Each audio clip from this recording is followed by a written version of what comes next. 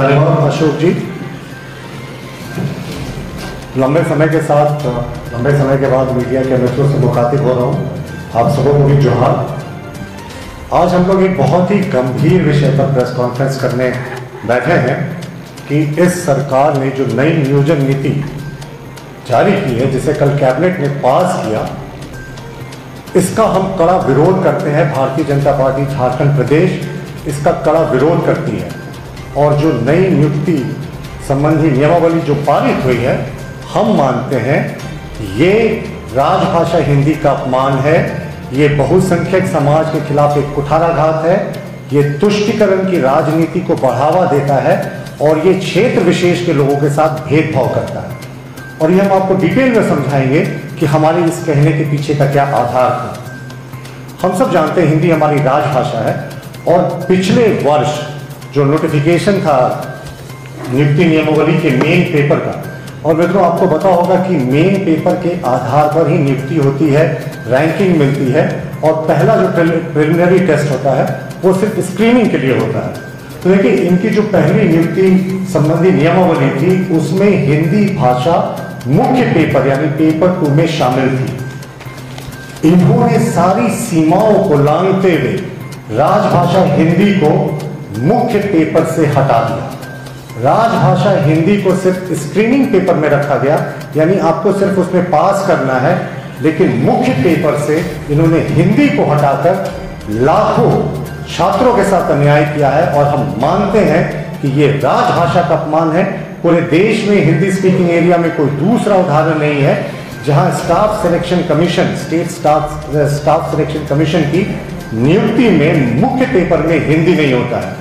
तो झारखंड ने एक और ऐसा उदाहरण पेश किया जिसके लिए सरकार को शर्मसार होना चाहिए। इन्होंने मुख्य परीक्षा से हिंदी को हटा दिया। अब इनके आप तुष्टीकरण की पराकाष्ठा को देखें।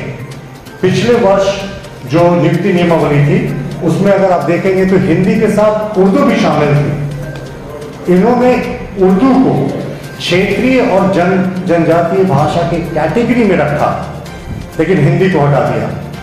हम तो इनसे जानना चाहते हैं, हमारा उर्दू भाषाई लोगों से कोई विरोध नहीं, लेकिन जब ये उर्दू को मुख्य पेपर में रख सकते थे सिर्फ तुष्टीकरण के कारण, वोट बैंक की राजनीति के कारण, फिर हिंदी भाषा को हटाने का औचित्य समझ से परे है। साफ है ये सरकार बहुसंख्यक विरोधी अपनी नीति को बढ़ावा दे रही है, अल्पसंख्यक तुष्टीकरण का कार्ड खेल रही है, अल्पसंख्यक वोटों के ध्रुवीकरण का प्रयास कर रही है, जो कि घोर निंदनीय है और हम इसकी कड़ी से कड़ी निंदा करते हैं। मित्रों, इसके बाद एक और जो मुख्य मुद्दा है वो ये है कि आप सब परिचित हैं कि पलामू गढ़वा का जो बेल्ट है उसमें भोजपुरी बहुत ज्यादा बोली जाती है। और अगर आप इस तरफ चले जाएं गोड्डा साहिबगंज के इलाके में तो अंगिका भाषा को भी बोलने वाले बहुत संख्या में लोग हैं।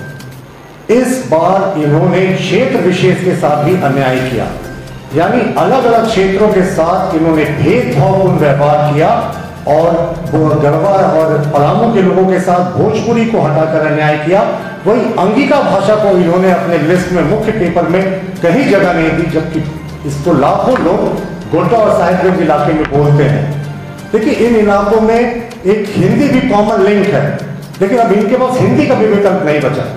तो हिंदी, भोजपुरी, हिंदी अंगिका बोलने वालों को इन्होंने एक तरीके से, जो झारखंड के मूलवासी हैं, खतियानधारी भी होंगे, उनको इन्होंने एक ही झटके में बाहर कर दिया।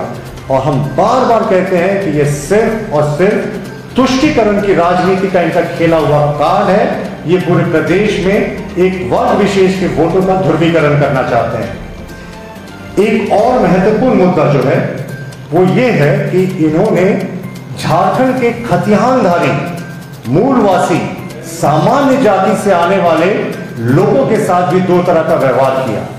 अब इन्होंने ये कैसे व्यवहार किया ये इससे स्पष्ट हो जाएगा कि अगर आप मूलवासी भी हैं, खतियानधारी भी हैं, लेकिन अगर आपके बच्चों ने किसी भी कारण से मैट्रिक की परीक्षा दूसरे राज्य से दी होगी तो आपको यहाँ के एग्जामिनेशन में, किसी स्तर के एग्जामिनेशन में बैठने से वंचित किया इस नियुक्ति नियमावली में।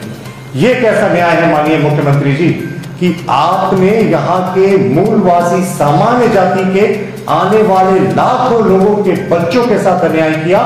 बहुत से कारण से बच्चों को हायर एजुकेशन के लिए किसी की पोस्टिंग बहाल हो जाती है या अन्य कारण से कोई बाहर पड़ता है, तो वो अब यहाँ का खतियानधारी, मूलवासी, स्थानीय व्यक्ति होने के बावजूद सामान्य जाति का अगर वो है तो वो यहाँ के प्रतियोगिता में, परीक्षाओं में हिस्सा नहीं ले सकता। तो पूरे तरीके से ये जो नियोजन नीति बनी है, भारतीय जनता पार्टी इसका कड़ा प्रतिकार करती है। हमारा शीर्ष नेतृत्व शीघ्र तय करेगा कि हम इस पे किस तरीके से जनता के बीच जाकर जन जागरण अभियान चलाएंगे, किस तरीके से आंदोलन करेंगे, सड़कों पर उतरेंगे। इसकी रूपरेखा अगले कुछ दिनों में हमारे प्रदेश अध्यक्ष जी और शीर्ष नेतृत्व बैठकर तय करेगा। लेकिन इस नई नियुक्ति नियमावली का भारतीय जनता पार्टी कड़ा विरोध करती है। और एक बार पुनः आपको बताएं, हम इसे राजभाषा हिंदी का अपमान मानते हैं, हम इसे बहुसंख्यक समाज के प्रति कुठाराघात मानते हैं, हम इसे अल्पसंख्यक वोटों के प्रति वो ध्रुवीकरण का एक प्रयास मानते हैं और क्षेत्र विशेष के लोगों के साथ अन्याय भी मानते हैं। जी, कोई प्रश्न?